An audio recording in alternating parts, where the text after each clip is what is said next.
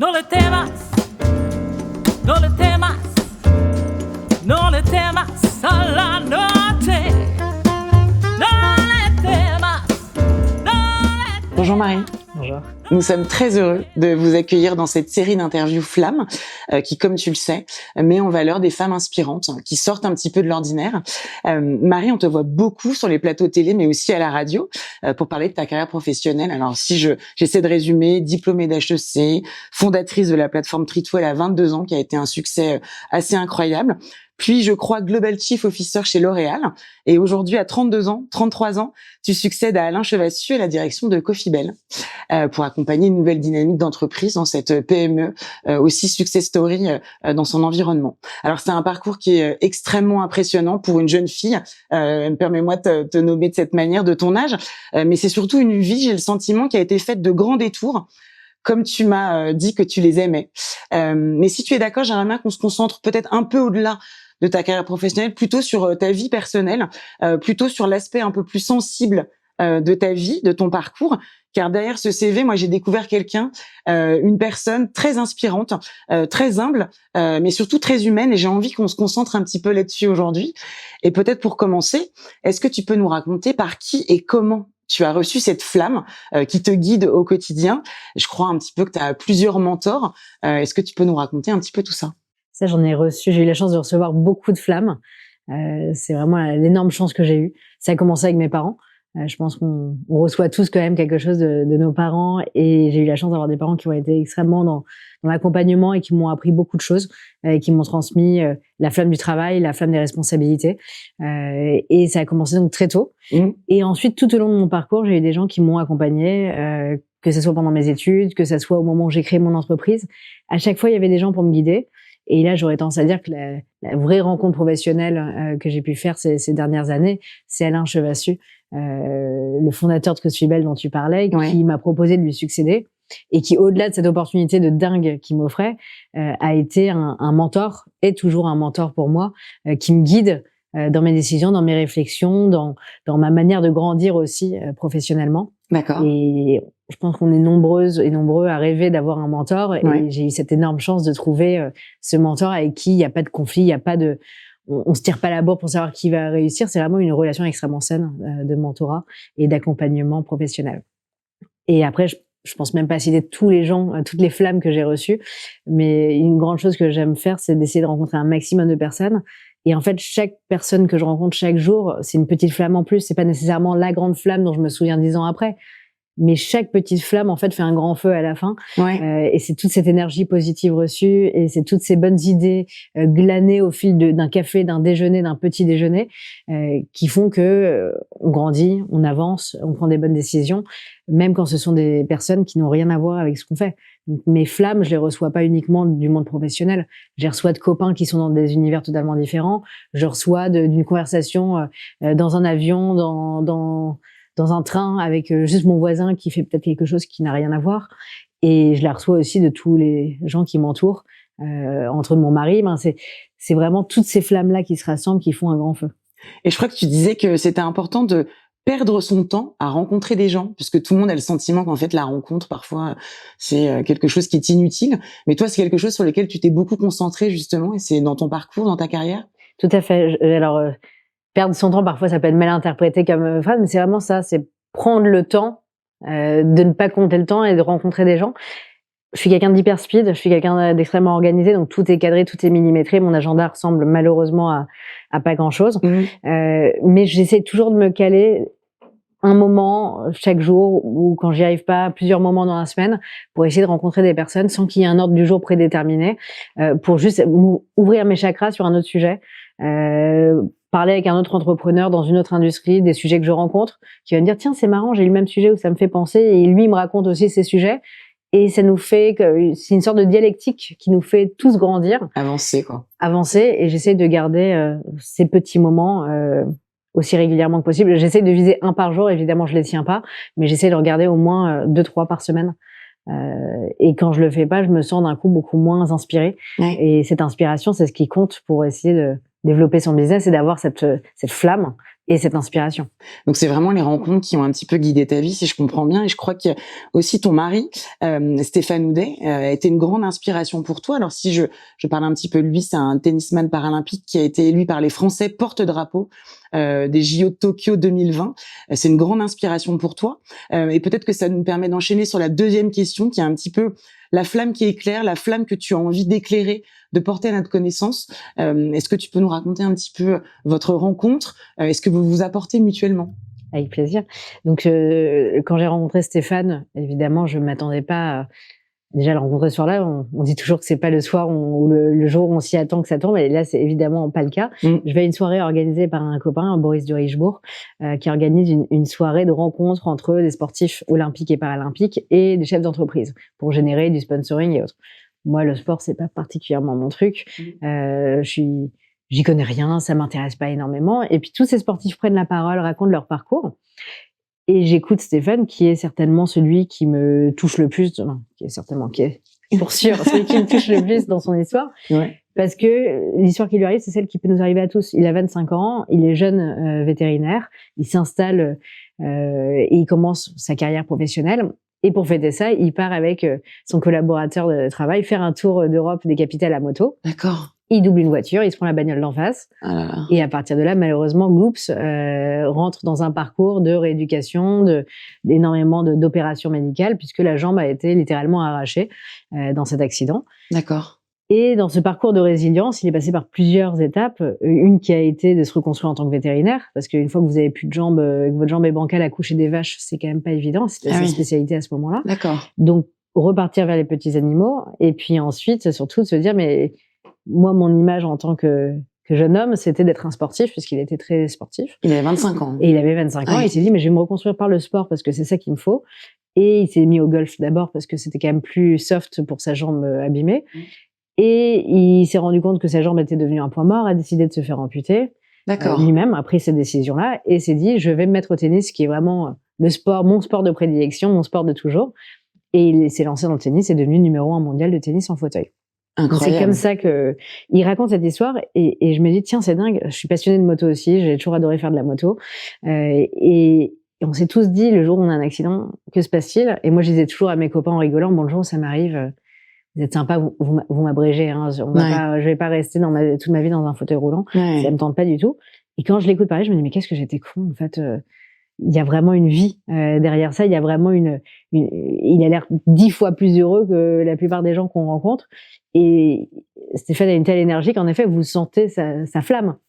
Et donc, je vais à la fin du cocktail lui parler. Je lui dis, écoutez, j'aimerais beaucoup que vous puissiez venir intervenir dans ma société. Ouais. Et puis, on a commencé à discuter. Et puis, avant qu'il intervienne chez Treatwell, incroyable. Voilà, c'est comme ça qu'on s'est rencontrés. Et donc, la flamme, moi, ça m'a beaucoup appris sur moi-même aussi et sur le regard que les autres portent sur ce sujet. C'est qu'évidemment que le prince charmant dont je rêvais, c'était pas un handicapé. C'est-à-dire, on devrait supprimer ce mot handicapé qui est pas le meilleur, mais c'est pas quelqu'un de différent. On s'imagine tous à quelqu'un qui vient du même monde que soi, qui coche les cases du prince charmant. Et dans le prince charmant, il n'y a pas une guibole en moins. C'est pas comme ça qu'il est. Ouais. Et j'ai vu les réactions au départ. Les premières réactions qui étaient, mais pourquoi tu fais ça? T'as envie d'être infirmière, mais ça te dégoûte pas? Et je me suis dit, mais en fait, c'est marrant. Quelqu'un qui aurait des lunettes, on dirait pas, c'est un handicap, d'une certaine manière. C'est une différence. Ouais. Mais pour autant, on va pas dire, t'imagines, tu seras avec un type qui a des lunettes, c'est affreux. Et évidemment qu'une jambe en moins, c'est un peu plus prégnant que des lunettes. Mais c'est pour montrer qu'en fait, on est tous différents les uns des autres. Et je trouve d'ailleurs que le mot handicap, on devrait essayer de le supprimer pour essayer de parler tout simplement de différence, de diversité au sens riche. Ouais, ouais. Et on a tous une diversité à apporter. Et c'est ça la flamme, en tout cas, que moi j'essaie de porter, le message que j'essaie de porter. C'est que je pense qu'on a besoin de renforcer la diversité dans notre monde, dans notre entreprise. Ouais. Et que la diversité, c'est pas le côté larmoyant dont on entend souvent parler en ce moment, un peu dans le pathos de dire on a besoin de prendre quelqu'un parce que le pauvre, il a besoin de s'intégrer. C'est justement, c'est de se dire chacun est différent. Même les gens les plus normaux, on va dire que les plus classiques comme moi, en fait, si j'ai une différence, je suis jeune. C'est ça mon handicap, c'est ça ma diversité. C'est que je suis jeune et que dans le monde dans lequel je gravite, ouais. C'est une faiblesse. C'est quelque chose qu'on met très souvent dans les dents en disant mais toi t'es jeune donc c'est normal que non en fait c'est ma force. Je suis jeune, je vous apporte un regard nouveau sans faire de jeunisme pour autant, mais c'est une force. De la même manière, si tu n'as pas la vue, tu peux avoir un ressenti par d'autres sens beaucoup plus fort. Et apporter autre chose. Si t'as grandi dans un autre milieu social, tu vas avoir une autre vision. On a besoin de ça pour pouvoir faire grandir l'entreprise tous ensemble. Et c'est vraiment de voir dans chaque différence, non pas une faiblesse qu'il faut compenser, mais une force. Et une richesse. Et une richesse. Pour chacun. Exactement. Et je crois que vous avez un débat tous les deux sur la notion de handicap avec ton mari, puisque lui a un handicap physique, mais que, en tout cas, beaucoup de femmes ont un autre handicap, qui est un peu ce complexe d'imposteur dont on parle beaucoup. Est-ce que tu veux nous en parler un petit peu? Tout à fait. Je pense que la manière de le résumer, c'est finalement n'est pas handicapé qui croit l'être. Parce que finalement, en effet, lui, tout le monde se tourne vers lui en disant mais c'est pas trop dur votre handicap. Et lui, c'est quelqu'un qui rayonne de confiance en lui et qui se pose absolument aucune question. Il n'a aucun complexe, il n'a aucune... Il se sent légitime. Il se sent légitime, tout va bien. Et sa jambe, c'est même une force. Parfois, les enfants dans la rue ou à la plage vont s'arrêter en disant, mais c'est dingue, pourquoi t'as une jambe électronique comme ça? Et lui, mais c'est trop bien, tu peux courir beaucoup plus vite avec ça. Et les enfants regardent. Un jour, il y a même un enfant qui allait voir sa maman en disant, je peux en avoir une? C'est trop mignon. Donc, c'est dire à quel point on peut le tourner positivement. Bien sûr. Et de la même manière, vu de l'extérieur, les gens vont souvent se dire tiens, cette fille, elle respire la confiance en elle, elle a tout qui lui sourit, c'est facile. En fait, non, pas tant que ça, mais sans que je sois à plaindre. Mais moi, je me pose énormément de questions. J'ai toujours l'impression de ne pas être légitime. Et Encore aujourd'hui, et ce sera toujours le cas parce que dès qu'on sort de sa zone de confort, de toute façon, on se remet dans un manque de légitimité, c'est normal. Mais lui, il me dit toujours mais pourquoi tu te poses autant de questions? Et en rigolant, on me dit souvent, en fait, la plus handicapée des deux, c'est plutôt toi. À force de te poser trop de questions, de t'empêcher, ton handicap, c'est le fait de t'empêcher. Quand lui, son handicap ne l'empêche plus, finalement. Et est devenu une force. C'est hyper intéressant parce que je pense qu'on pense toutes, et parfois tous aussi, à cette idée qu'on n'est pas capable. Et c'est effectivement un handicap qui est parfois aussi important qu'un handicap physique dans une vie et qu'il faut savoir dépasser. Alors c'est moins une question de regard des autres sur nous, mais c'est une question de regard de nous sur nous-mêmes qui parfois nous empêche. Mais le regard, je pense que c'est pareil pour le handicap physique. C'est aussi quelque chose que Stéphane explique. C'est que lui, au départ, quand il a eu son accident, il a évidemment manqué de confiance en lui. Il s'est d'abord dit, mais je suis pas sûr que je vais pouvoir un jour retrouver une fille. Je suis pas sûr que un jour je vais pouvoir avoir une vie dite normale.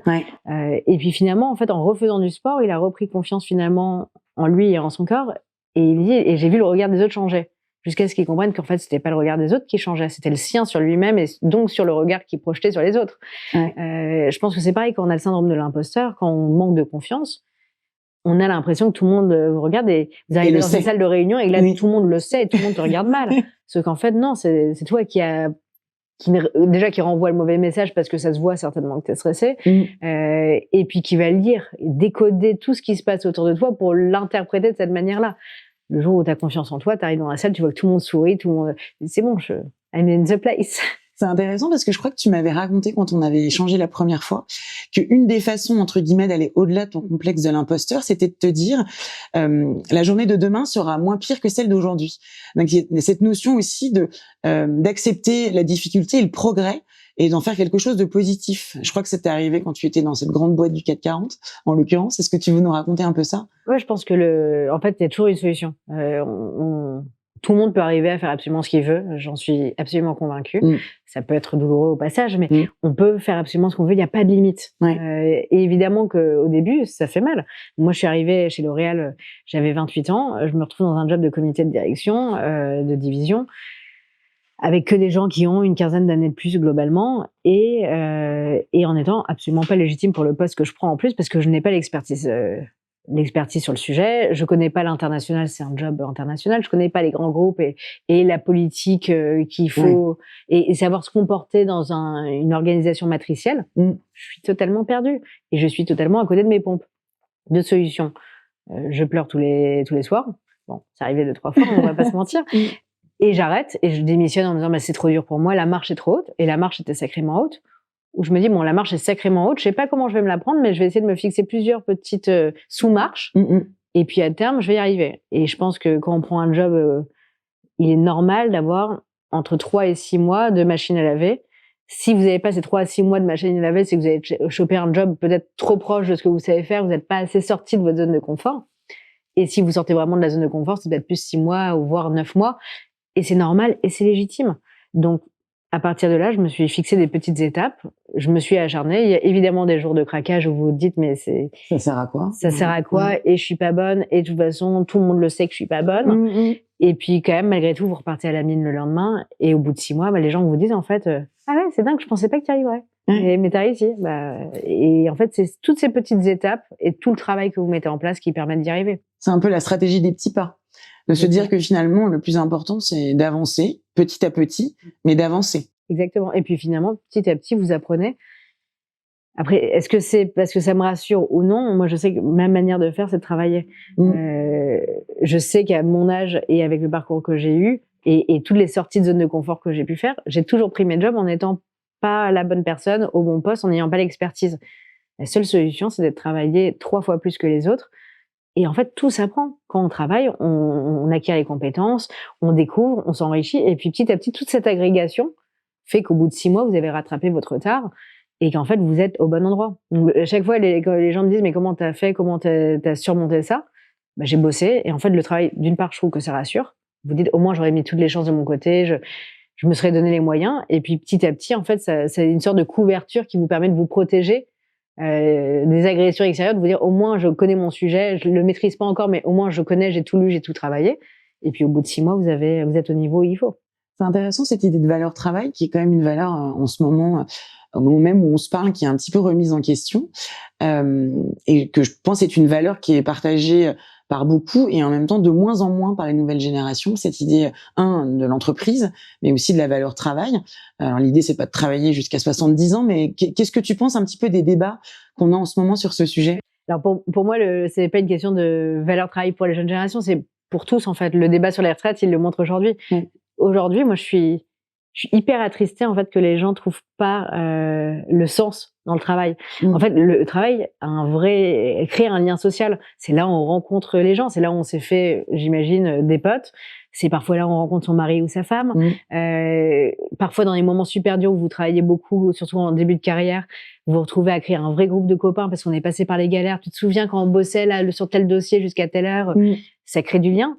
Et ce lien, on l'oublie aujourd'hui. C'est devenu un non-sujet. C'est presque devenu un asservissement quand on en entend parler. Alors évidemment, on peut dire, tiens, c'est facile à dire pour toi, Marie, t'as un job, avec ton job, facile à dire que c'est cool le travail, mais tout d'abord, je pense qu'on peut trouver vraiment du sens dans chaque travail, parce que ce lien social, il est dans tous les jobs, quasiment. Et puis surtout, je suis pas sûre que les gens aimeraient mon job. Évidemment que ça a l'air sympa d'être chef d'entreprise vu de loin, mais bosser 20 heures par jour...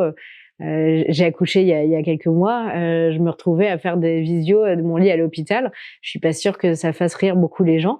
Moi, ça me dérange pas. J'aime tellement ce que je fais que je le vis extrêmement bien. Et travailler jour et nuit ne me dérange pas. Mais il y a beaucoup de gens qui auraient pas envie de ça, de cette pression, des échéances d'un chef d'entreprise, du stress et de la charge mentale qui vont avec. Mais chacun doit trouver en fait son sens et voir le verre à moitié plein dans son job. On va passer le plus gros de nos vies, c'est un fait, à travailler. Autant aller trouver déjà le job dans lequel on va s'épanouir. Et il faut savoir qui on est pour pouvoir trouver le bon job. Et puis une fois qu'on a son job, il voit le positif. Et le positif, c'est ce lien, ces rencontres qu'on fait. C'est le fait de réussir à soi-même se dépasser aussi. Je pense que tout être humain a envie de se dépasser, d'aller un cran plus loin, et on le fait quand même beaucoup par notre job, quel que soit le job. Pour toi, le travail, c'est aussi un peu un révélateur de soi, d'une certaine manière? En fait, tout peut être un révélateur de soi. Donc, il y en a qui vont faire un marathon, mais le marathon, c'est comme un travail. En fait, c'est dur. C'est pas facile de faire un marathon. Et de la même manière, prendre un job dans lequel vous allez devoir vous dépasser, ça va être pas facile, parce que si c'était facile, il y aurait pas de dépassement. Donc pour moi, le dépassement et le révélateur de soi, on le trouve partout. Personnellement, je le trouve dans mon travail. C'est pas pour autant que j'ai pas ce même type de révélateur et de passion pour ma vie personnelle. Le jour, je lisais un article où je voyais que quelqu'un disait non, mais les gens qui disent qu'ils adorent bosser, c'est surtout qu'ils ont une vie personnelle merdique. Personnellement, je pense pas, et heureusement d'ailleurs, avoir une vie personnelle qui soit pas riche.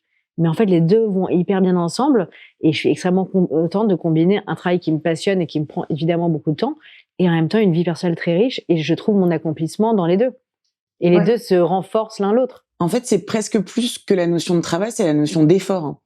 dont tu parles, de se dire que c'est important d'essayer de progresser et de donner l'énergie pour accomplir quelque chose, que ce soit professionnellement parlant ou dans le sport, comme tu le disais. Exactement. Et ça, on le trouve partout. Il y en a qui vont être passionnés d'art et ils vont prendre des expos pour s'enrichir et renforcer toute leur culture sur le sujet et prendre du plaisir là-dedans. Il y en a, c'est le sport. Et le sport, quand même, est par nature une question de dépassement. Bien sûr. Et de combat et de compétitivité en fonction des différents sports qu'on fait. Bah, le travail, c'est pareil. Et finalement, si on le voit avec cet angle-là et qu'on le voit comme un jeu, ça devient beaucoup plus marrant. Et je trouve que chaque travail peut être un jeu. Ouais, c'est hyper intéressant. Il y a autre chose qui m'a beaucoup interpellée quand on a parlé la première fois, c'est que tu dis très peu je. Tu dis beaucoup on, nous. Il y a une notion, je trouve, de collectif pour toi dans la manière dont tu racontes ta vie, la manière dont tu racontes ton travail et ta vie personnelle qui est hyper importante. Et ça me permet peut-être d'enchaîner avec la dernière question qu'on a dans les flammes. C'est un peu la flamme que tu as envie de transmettre, alors d'autant plus que tu viens d'avoir une petite fille qui a 3 mois, je crois, quelque chose comme ça. Qu'est-ce que tu as envie de lui transmettre? Qu'est-ce que tu as à cœur de lui communiquer, de lui donner?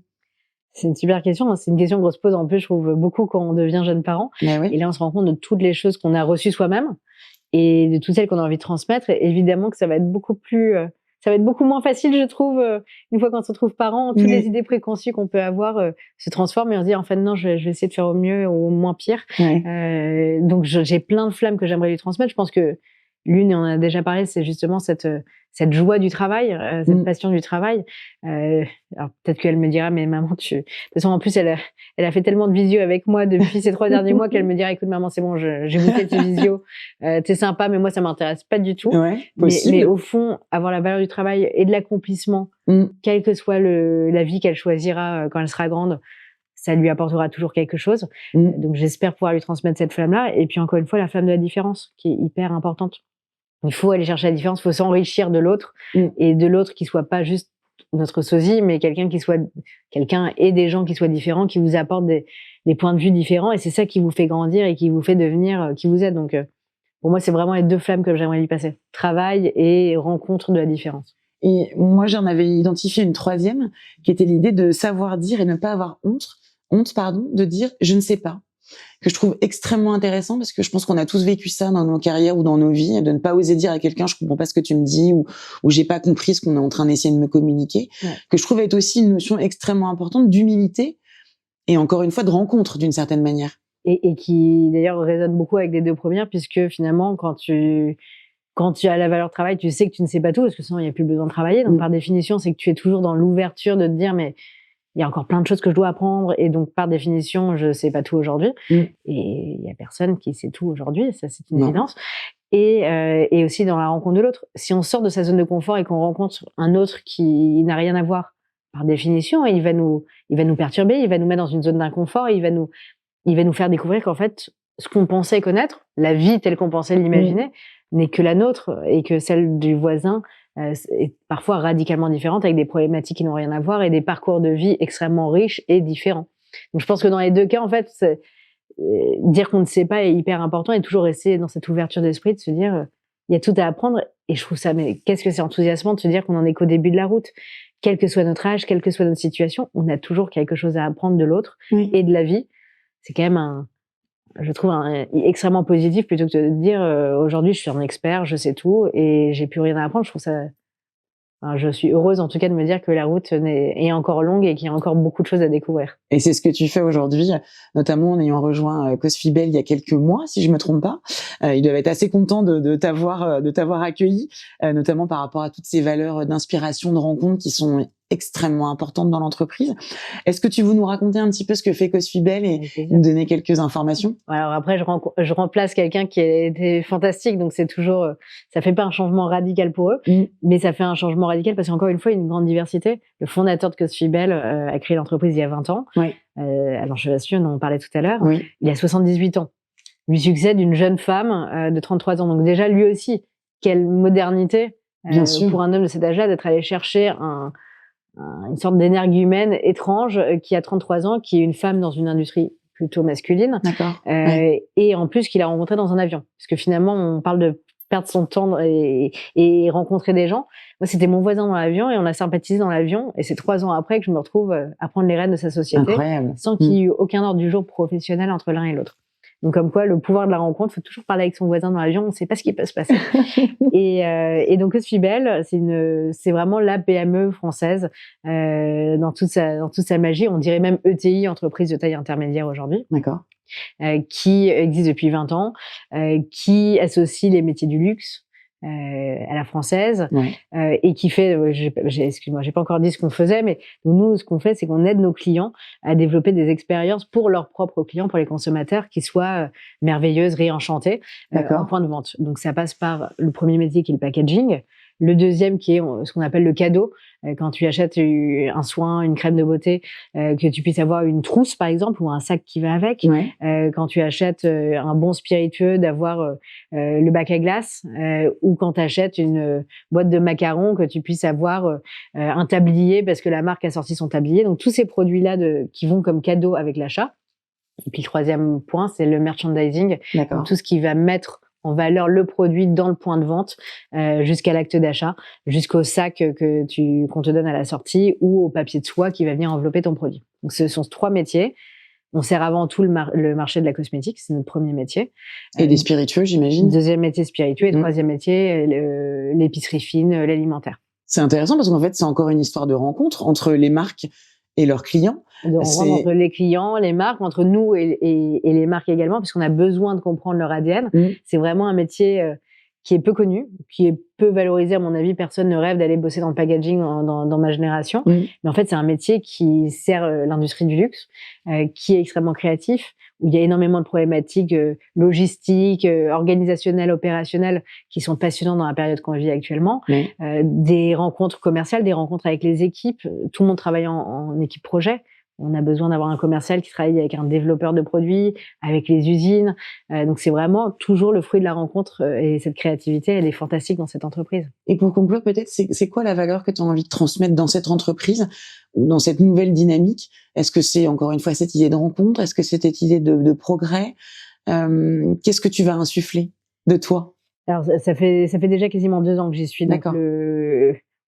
J'essaye d'insuffler un maximum d'idées différentes. Évidemment, la valeur travail, mais ils n'avaient pas besoin de moi pour l'avoir. On a des équipes qui donnent énormément d'eux-mêmes. Je pense que le vrai point, c'est la rencontre encore. Et comment travailler davantage en équipe, pour que chaque petite sous-équipe dans l'équipe soit en fait comme une équipe d'entrepreneurs qui va développer son projet ensemble plutôt qu'un commercial qui va passer une commande en interne à un designer ou à celui qui va suivre la production. C'est-à-dire, on est une équipe, on suit le projet ensemble, il n'y a pas de patron de l'un ou patron de l'autre, et on va essayer de développer ce projet ensemble pour gagner l'appel d'offres, et puis ensuite développer le projet au mieux tous ensemble. Et ce travail, j'ai lancé un concept que j'ai appelé le One Team, qui est comment les gens vont travailler ensemble dans cette structure avec les mêmes objectifs financiers de prime, et que tout le monde soit aligné sur les objectifs pour que tout le monde ait la même envie de participer au projet.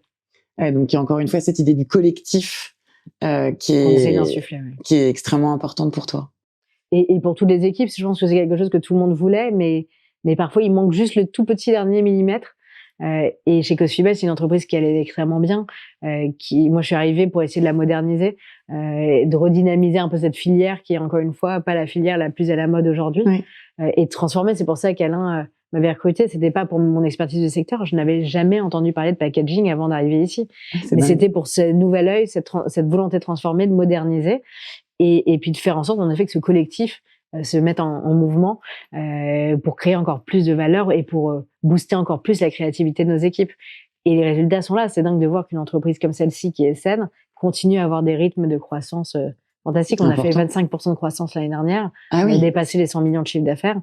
Il y a encore en France des PME qui ont ce dynamisme et qui sont en pleine transformation et qui sont des beaux challenges pour toutes les jeunes générations qui voudraient nous rejoindre. Merci beaucoup, Marie. C'est une interview extrêmement inspirante pour nous. Cette idée de rencontre, cette idée de savoir dire qu'on ne sait pas est extrêmement inspirante pour nous. Merci et à bientôt. À très bientôt.